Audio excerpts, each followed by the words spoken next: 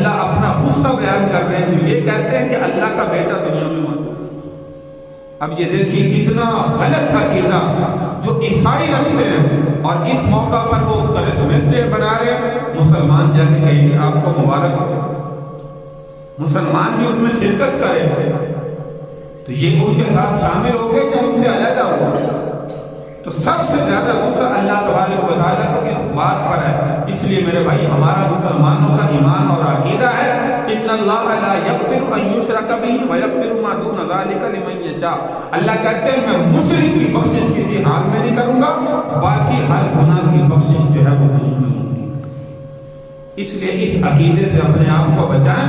بعض مسلمان پوچھتے ہیں جی کرسمس ڈے کی مبارکباد دینا کیسا ہے، عیسائیوں کے ساتھ جا کے بیٹھنا کیسا ہے؟ تو میں نے کہا عام محافل میں جا کے بیٹھنا تو شرعاً اجازت ہے، لیکن جب ایسے موقع پر کہ وہ عیسیٰ علیہ السلام کی پیدائش کا دن منا رہے ہوں اور کہیں کہ یہ اللہ کا بیٹا ہے، یہ ان کا عقیدہ ہے، اس عقیدے کے دن میں مسلمانوں کی شرکت کرنا یاد رکھیے صورت میں جائز نہیں، یہ ناجائز ہے۔